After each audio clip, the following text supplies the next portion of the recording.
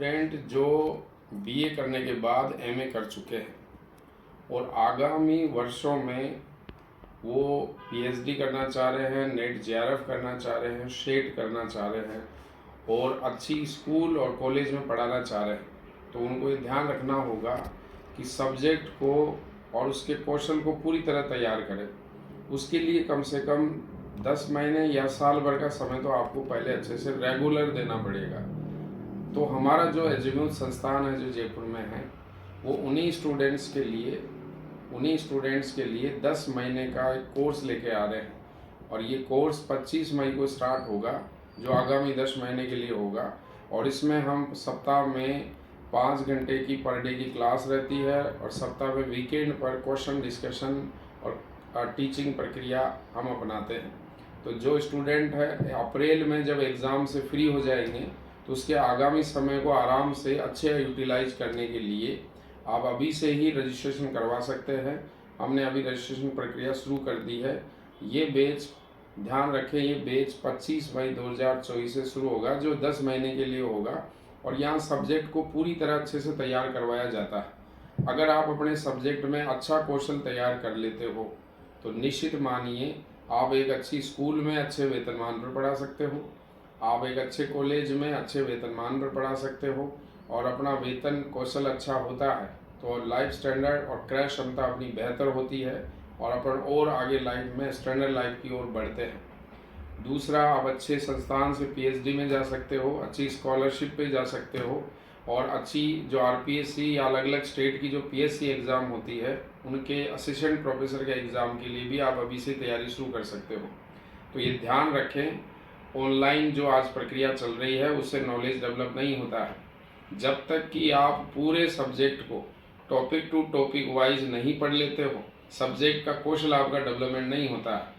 Private college में या school में भी अपन जब पढ़ाने जाते हैं तो आपका नॉलेज चेक करते हैं और उसी आधार पर आपका वेतनमान निर्धारित होता है। तो अगर आप अच्छा वेतनमान में भी आगे काम करना चाह रहे हो तो आपका सब्जेक्ट कौशल अभी से अच्छा तैयार करो। उसमें आपको केवल 10 महीने की अच्छी मेहनत करनी पड़ती है जो एजुम्यूज संस्थान पूरी तरह करवाता है। तो सभी स्टूडेंट ध्यान रखें, 25 मई से हमारा ये बैच शुरू होगा। उसके रजिस्ट्रेशन हमने स्टार्ट कर दिए हैं। रजिस्ट्रेशन आप इस नंबर पर कॉल करके भी बात कर सकते हैं। रजिस्ट्रेशन के लिए जो हमारा समय है वो 3 बजे से लेकर 6 बजे तक संस्थान में आप सर से भी मिल सकते हो, काउंसलिंग भी ले सकते हो। जिनको कोई डाउट है वो 3:30 से 5:30 के बीच में व्हाट्सएप कॉल करके भी सर से डिस्कशन कर सकता है।